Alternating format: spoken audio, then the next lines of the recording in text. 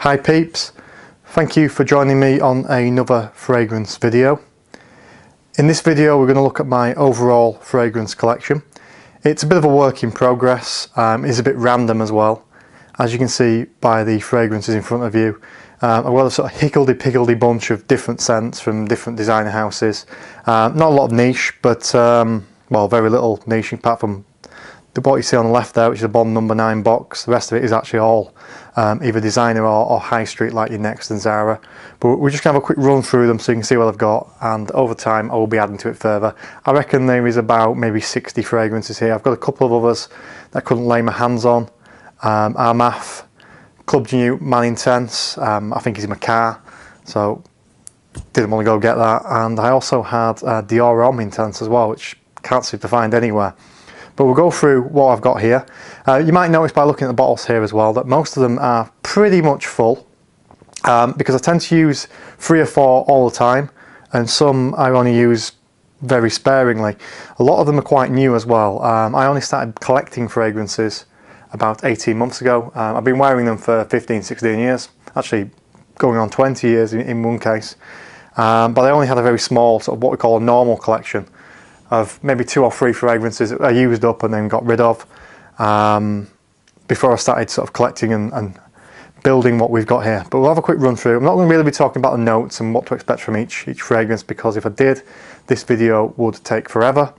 But what we're going to do, like I say, is just give you a brief overview of what we have here. And we start at the front with this one, and this is Paul Smith Extreme. A real cheap fragrance that you can pick up 50ml like this for about £15, but quite an underrated fragrance, been around for about 15 years now. Then we move on to a more recent purchase, which is Versace Dylan Blue, or Pour Homme Dylan Blue to give its proper name. It's a flanker of the original Pour Homme, but a little bit different. Great daytime fragrance. While we're on the subject of daytime fragrances, Mont Blanc Legend, another one that's great for the office. This is only a small bottle, 30ml. Is a real cheapie, but actually quite a good one. That's Edition Extreme from Next. On the right here we have a Bond number 9 Bonbon box, which is a box you'll see in one of my other videos that has basically a collection of 6ml fragrances from their house. Behind that we have another recent purchase, a recent re-release, and that's Invictus Aqua. Has been reformulated, not exactly the same as it used to be, but still very good. You know, addition to anyone's collection, and nice to see it back out. Just moving these over. Small bottle here, this was bought to me as a present. Great fragrance though. Summer fragrance, summer nighttime fragrance, much as anything, and that is Acqua di Gio Profumo. Behind that we have my actual favourite of the one line, is Dolce & Gabbana's The One Gentleman. Then moving on to a fragrance that really splits opinion, loved in the frag community, but hated by seemingly everybody else, and that is Eau Sauvage Parfum from Christian Dior. It's not the newer version either, it's the one that came out in 2012. We have the original Invictus. If you don't know about that one, you've been living under a rock. It's a great discontinued fragrance from about 10 years ago, and that is Paul Smith Story. Moving on to another classic, Dior Homme, one of the best fragrances from the 2000s. The original had a silver stem, was slightly better, but this is still very, very good. Here's a cheapie, there's a lot of Zara cheapies in here. This one is Soul, which is similar to Invictus, maybe a little bit cleaner, a bit more refined. Just doesn't have that good longevity, unfortunately. A 90s classic. Just holding it long enough for my camera to refocus, but this is Versace's The Dreamer. Tobacco kind of lavender, sort of really comforting fragrance. kind of unique because a lot of fragrances smell like something else, and this is kind of really, even though it's 20 odd years old, sort of out there on its own. Here's another Versace fragrance. Mint but bubblegummy summer fragrance. Well, I say summer nighttime, so clubbing fragrance. That is Versace Eros. Little cheapie there that smells a lot like, well, on a similar sort of vibe to Creed Aventus, and that's Urban Elements Marble from Next. There's another little cheapie. Top Man Amber, which smells a lot like Boss in Motion. An old classic that I have reviewed, which is Paco by Paco Rabanne. So a unisex fragrance along the similar sort of lines to CK1. My only oud fragrance is Ferrari Essence Oud. I picked it up very cheap, TK Maxx in fact. Not really for me, I don't think. I liked it when I bought it. I've worn it only a couple of times. It's a little bit strong, and yeah, it's not really for me, that one. Here's a recent one that I've got added to my collection. That's actually a present, got it at Christmas, and that is Prada Luna Rossa Sport. As you can probably tell, I love cheap frills, and here's a very small one from Marks & Spencer. It's called Autograph Homme Noir. Actually, it was my #1 spot in my list of high street fragrances, because this is really good. Bit of a sort of cold ultimate vibe with this. Now, if you watch my videos, you know one of my favourites is this one, and that is Salvador Ferragamo F Black. At the side of that, we have one that doesn't get a lot of love in the fragrance community, one I like, but performance issues do let it down, and that is Ralph Lauren Polo Red. Again, another recent addition to my collection, great winter fragrance, much loved in the fragrance community, and that is Mugler's Pure Malt. Very underrated cheapie, David Beckham Instinct, the first ever David Beckham fragrance. Smells a lot to me like a fragrance from about 10 years ago, it's now discontinued, which was D&G Masculine. Also has a very similar vibe to the real sort of classic Giorgio Armani fragrance as well. Speaking of Armani,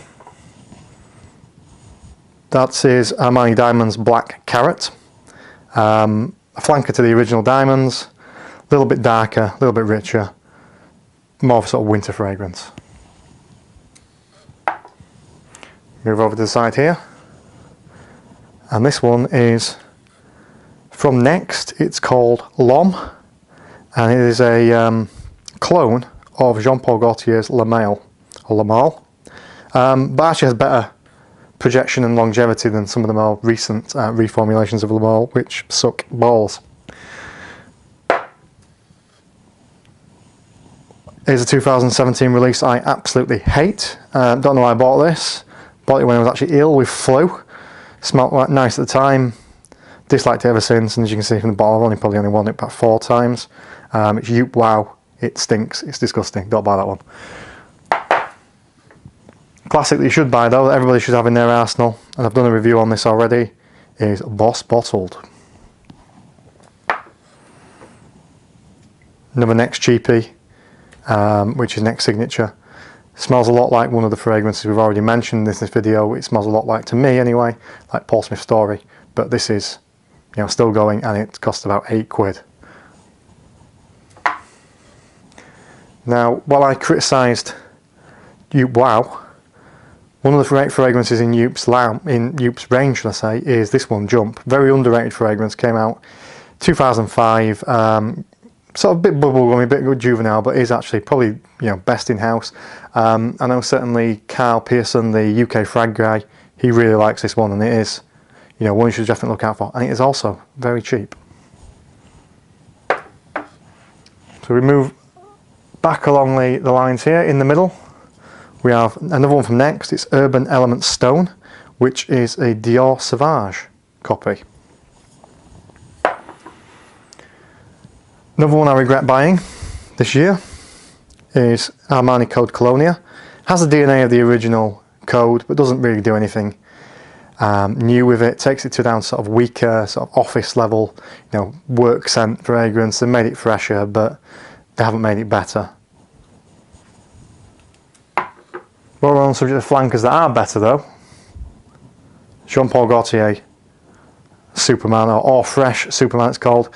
I'm led to believe, because I don't own it, that it is actually the same as Popeye that came out the year before. Great sort of spring summer fragrance, bubblegum mint. One definitely to look out for if you can still get your hands on it. I'm not sure I think they might have stopped selling it quite recently.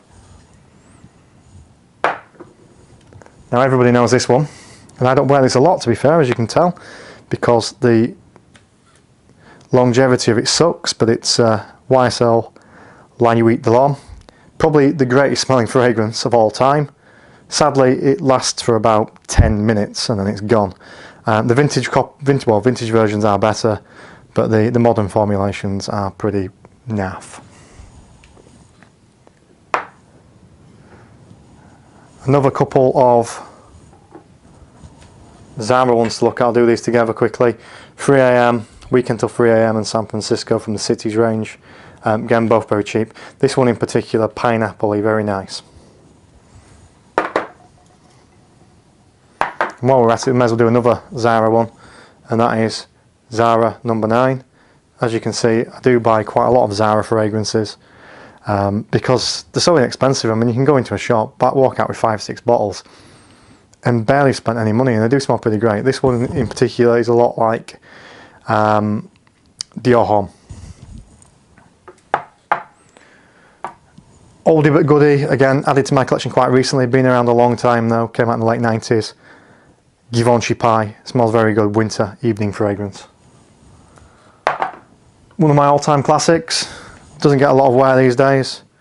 Another evening fragrance, sadly again reformulated, so doesn't pack the punch it once did, and that is Armani Code. And then this one's nearly empty. This was bought as a present a few years ago. I've had this a long time. Pretty much done, but I do really like it, even though it's from the early 90s. It's Calvin Klein Eternity. Of course, we're going to have to do a couple more Zara fragrances because they have so many. And I have both, pick the wrong one up there. I have both of these Zara fragrances from the tobacco range. Doesn't get a lot of wear, this. The one on the left I've worn a couple of times, do actually kind of like that, but longevity is not brilliant, and then the one on the right is a bit too coconutty for my liking. While we're on the subject of Zara, there's another one. Bit fruity this one, but it is an evening fragrance, and that is, it's called Night Pour Homme 1. There's 3 in that set. Coming back to the designer classics. Jean Paul Gaultier Le Male, almost empty in actual fact, although weirdly I don't wear it very often. Has been used around my house as air spray, a room freshener. I will be buying it again if it's true what they say about the Pugue versions going back to the original performance, because this one's from 2015 and performance sucks. One that gets a lot of hype, can't really miss this one, that is Mont Blanc Individual. What like, to me anyway, the original Youp fragrance, or Youp Homme from the late 80s, but not as strong, more refined. And again, can be picked up for very, very low prices. Another Zara one there, just very quickly. Massive bottle this, but it was very cheap, and that is Gourmand Leather. Big obvious fragrance that everybody's probably owned at some point. Again, this is actually, I don't know if you can see the side, but pretty much gone, most of that. It was a 200ml bottle that I've had for a very, very long time. Oh, 1 million. And speaking of big 200ml bottles, my signature scent, one I wear a lot, so this is why I bought a big bottle. I wear this to work probably 3 days out of 5 every week, and that is Acqua di Gio by Giorgio Armani. This was bought to me as a present a few years ago. Do like it. Great green fragrance. It's Cool Water from Davidoff. That's actually a splash-on version. Like I say, I wouldn't have bought a splash-on, but it was purchased for me by somebody else. Very nice. Doesn't get a lot of wears though, unfortunately. Now, one I've worn out a couple of times recently. I do really like. I need to go out with more places where I can wear this more often. And that is probably, in my opinion, the best flanker from the Code range, and it's code Profumo. Coming on to daytime fragrances. Another one I wear to the office, not as much as Acquadigio, but do wear it quite a bit, and that is Versace Pour Homme. We've got many more to go now. Obvious one that probably everybody's worn in the last couple of years, Dior Sauvage. We're rushing through these now. A real minty one that I really do like. It's an old one from the 90s, but still pretty good, and that is Tommy by Tommy Hilfiger.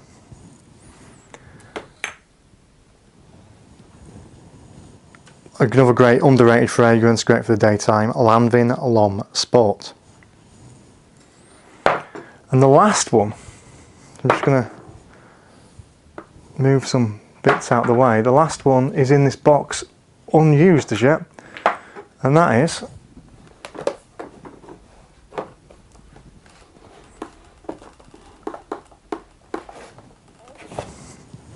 Bulgari Aqua Mara. Had this about 3-4 months now, but it came with a 15mm atomizer, which was in here, and I've been using the atomizer because that lasted quite a long time, so I've not even touched the full bottle as yet. I've been using the atomizer sort of periodically for work as well as an office scent. I actually think it might have been 25mm, which was a real bargain because I picked this up for next near to nothing. You know, great presentation. And that's it. That's my collection as it stands so far. There's a couple of absences, but you know, you see what sort of I've got. Actually, I just noticed one thing I didn't mention. So I'm just going to grab from down here because it's only really small.